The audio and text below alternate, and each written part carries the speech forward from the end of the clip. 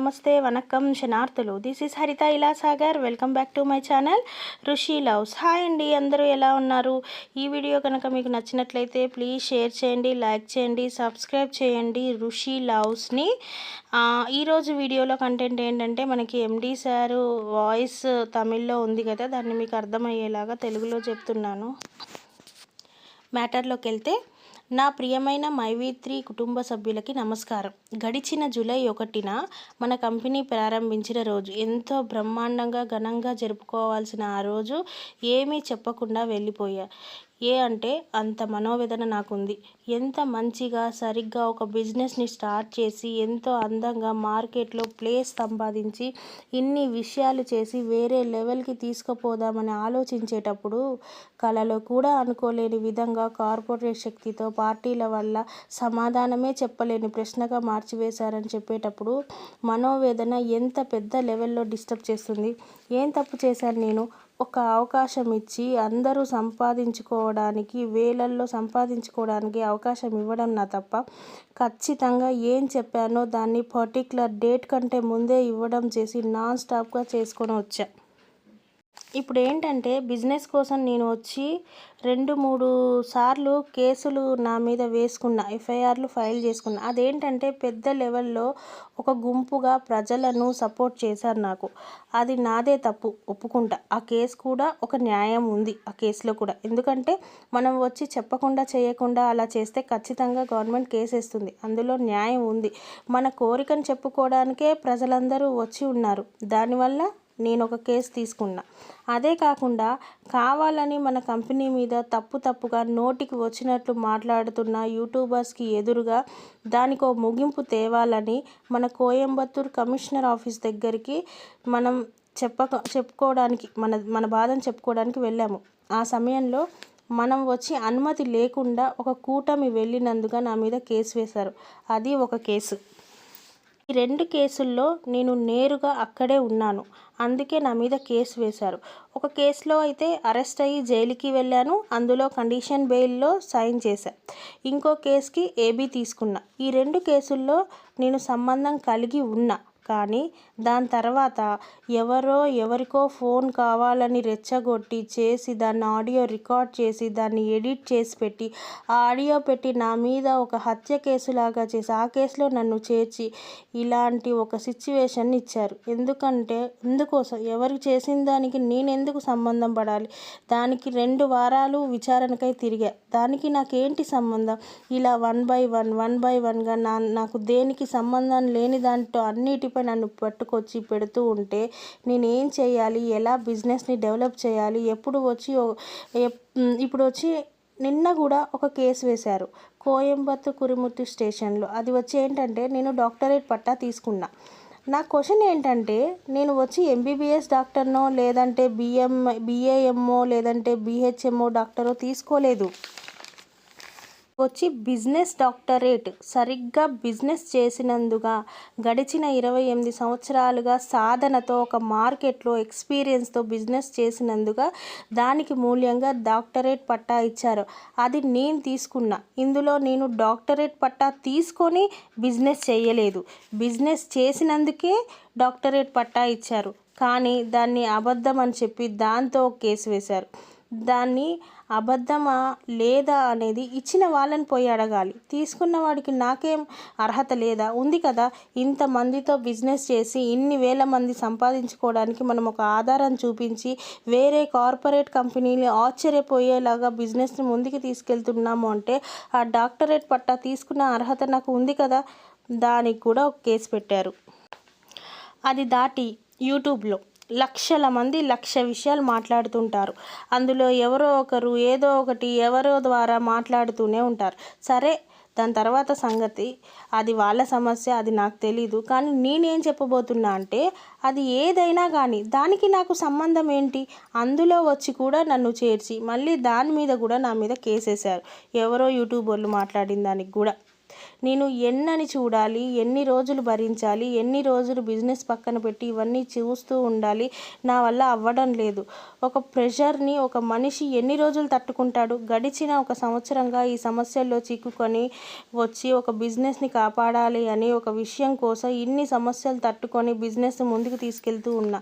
One by one బిజినెస్ని ముందుకు తీసుకెళ్తున్నా అనుకున్నప్పుడు నన్ను ఆలోచింపనీయకుండా అందరూ కలిసి కేసుల మీద కేసులు వేస్తూ ఉంటే, అన్ని విషయాల్లో డిస్టర్బ్ చేస్తూ ఉంటే ఎలా? ఇప్పుడేంటంటే ప్రజలు నా పక్కన ఉన్నారు అనే ఒక నమ్మకంతో నా వల్ల ఉండటం అవుతుంది తప్పించి వేరే లేదు. ఇప్పుడు ఒక ఏబీ కూడా క్యాన్సిల్ అయింది. ఇప్పుడు ఏం చేయాలి? ఎలా చేయాలి? ఎక్కడ వచ్చి సరిగ్గా ఆలోచించాలి? ఎక్కడ వచ్చి ఫ్రీగా ఆలోచించాలి? ఎప్పుడు వచ్చి సమస్యలు లేకుండా నార్మల్గా ఆలోచించాలి అనేది నాకు అర్థమే కావడం లేదు.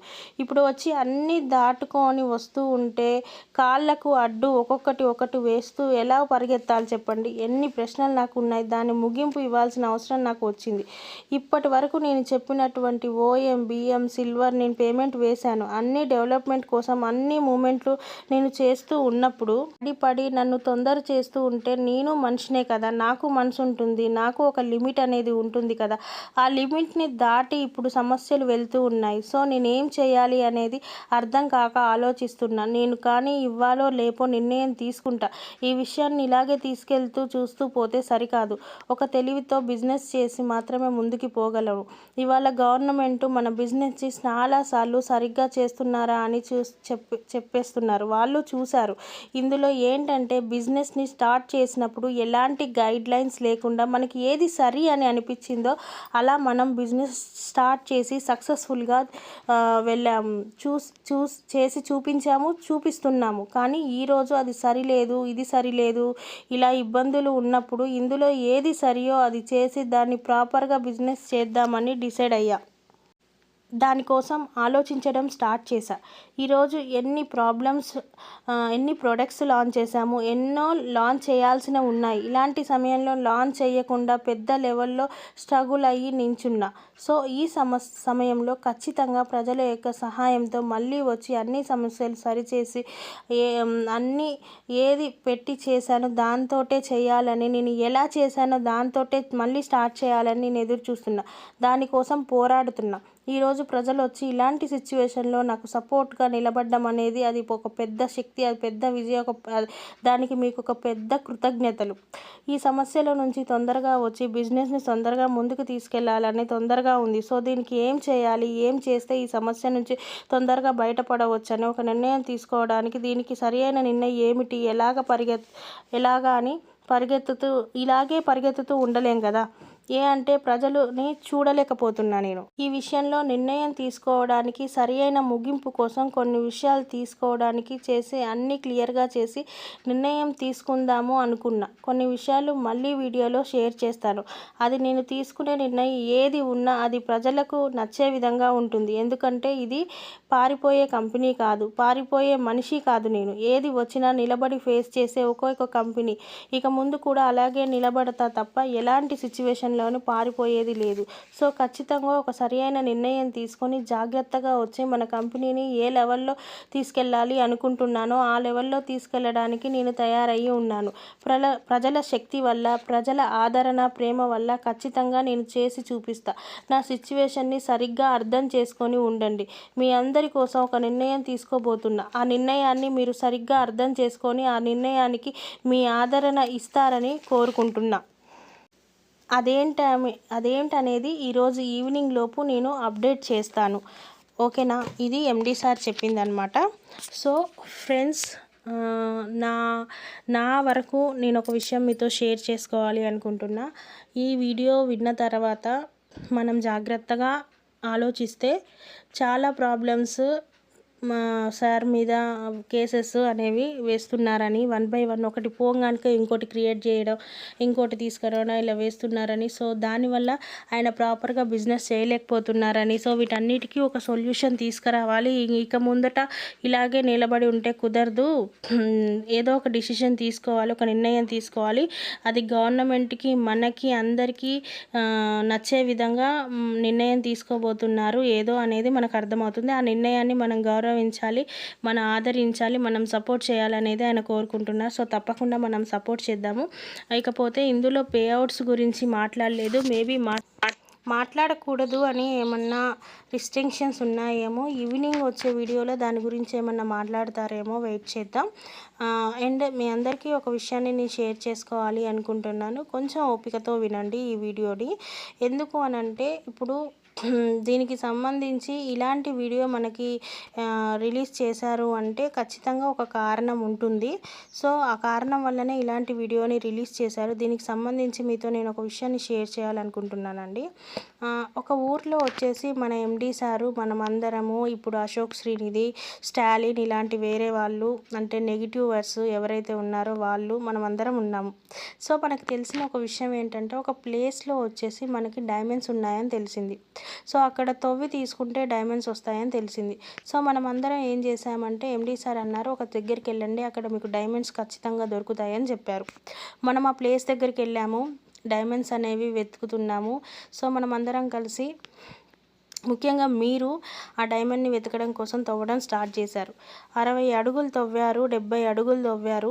మీకు అశోక్ శ్రీనిధి, స్టాలిన్ ఇలాంటి నెగిటివ్ వాళ్ళందరూ కలిసి మీ వల్ల కాదు, అదంతా ఫేక్ న్యూస్, అదంతా నమ్మకండి, ఇదంతా మోసపూరితమైనది, మీరు నమ్మొద్దు, చెయ్యొద్దు, అనవసరంగా మీరు లాస్ అవుతారు, ఎందుకు మీ స్టామినా వేస్ట్ చేసుకుంటారు, అదంతా తవ్వకండి, చెయ్యకండి అనేసి మాట్లాడుతూ ఉంటారనమాట. సో మీరు ఆ మాటలన్నీ ఇటుపక్కన ఎండి సారు వాళ్ళందరూ లేదు మీరు తవ్వండి, మీకు ఖచ్చితంగా లాభం ఉంటుందని చెప్తారు. సో మీరు సరే అని అటు ఇటు కాకుండా మళ్ళీ ఒక 80 అడుగులు తవ్వారు. అయినా కానీ మీకు ఏం కనిపించట్లేదు. అశోక్ శ్రీనిధి లాంటి వాళ్ళు ఇంకొంచెం రెచ్చగొట్టడం స్టార్ట్ చేశారు. చెప్పానా నేను ఉండదని, అయినా కానీ మీరు మూర్ఖంగా తవ్వుతున్నారు, మీకు చెప్తే అర్థం కాదు, ఇప్పటికైనా మించిపోయింది లేదు, బయటకు వచ్చేయండి, తవ్వకండి, అది ఇదని వాళ్ళు చెప్తూ ఉంటారు. అయినా కానీ మీరు ఏం చేశారు, 90 అడుగులు తవ్వారు, 91, 92, 93 అలా 99 అడుగుల వట్టికి మీరు తవ్వారు. ఆ వజ్రాలు వచ్చేసి 100 అడుగులో ఉన్నాయి. మీరు 99 అడుగుల వరకు మీ మనసుని ఖచ్చితంగా ఎవరి ప్రలోభాలకి లొంగకుండా కఠినంగా నించొని 99 అడుగులు తవ్విన తర్వాత 99 అడుగు దగ్గర మీ మైండ్ ట్రిగ్గర్ అయింది. అశోక్ శ్రీనిధి లాంటి వాళ్ళ మాటలు విని ఆ 100 అడుగు తవ్వకుండా 99 అడుగు దగ్గర మీ నిర్ణయాన్ని మార్చుకున్నారు. కంపెనీని నమ్మడం, ఎండి సార్ మాటలు నమ్మడం మానేసి బయట వాళ్ళు చెప్పిన మాటలు వినడం మొదలుపెట్టి ఆ 99 అడుగు దగ్గర మీరు ఇన్నాళ్ళు కష్టపడి తవ్వుకుంటూ వచ్చిన అంత కష్టాన్ని వదిలేసి ఆయన మాటలు విని కంపెనీ నుంచి వెళ్ళిపోయారనుకోండి, ఇంకొక అడుగు తవ్వుంటే మీకు వజ్రాలు ఖచ్చితంగా దొరికేవి. ఎండి సార్ కూడా అదే చెప్తున్నారండి. ఇన్నాళ్ళు నమ్మారు, వదంతులు నమ్మకండి, వేరే వాళ్ళ మాటలు నమ్మకండి. కంపెనీని నమ్మిన వాళ్ళు మీరు వెళ్ళిపోయిన తర్వాత ఆ ఒక్క అడుగు తవ్వుకొని వజ్రాలను దక్కించుకుంటారు. 99 అడుగుల దాకా మీరు కష్టపడి సంపాదించుకొని కష్టపడి తవ్విందంతా వృధా చేసుకొని ఎవరో మాటలు విని మీరు వెళ్ళిపోకండి. ఇది కేవలం మీకు తెలియచేయాలని మాత్రమే నేను ఈ విషయాన్ని చెప్పానండి. సో మనకి ఎండి సార్ ఇస్తానన్నది వజ్రాలు, అవి తీసుకొనే మనం వెళ్దాము, ఎవరి మాటలు నమ్మొద్దు. 100 అడుగులు తవ్వుదాము, ఇంకొక అడుగే మనకి ఉంది, మనం 99 అడుగుల వరకు తవ్వాము, ఇంకొక అడుగు అయితే మన బిజినెస్లో ఎక్కడికో వెళ్ళబోతాము. ఈ 100 అడుగుల తవ్వి ఆ డైమండ్స్ని తీసుకొని వెళ్తారా, లేదా 99 అడుగులతోటే ఈ బిజినెస్ని ఆపుకొని వెళ్ళిపోతారా అన్నది మీ ఇష్టం. ఓకేనా? ఈ వీడియో కనుక మీకు నచ్చినట్లయితే ప్లీజ్ షేర్ చేయండి, లైక్ చేయండి, సబ్స్క్రైబ్ చేయండి. Thank you one and all.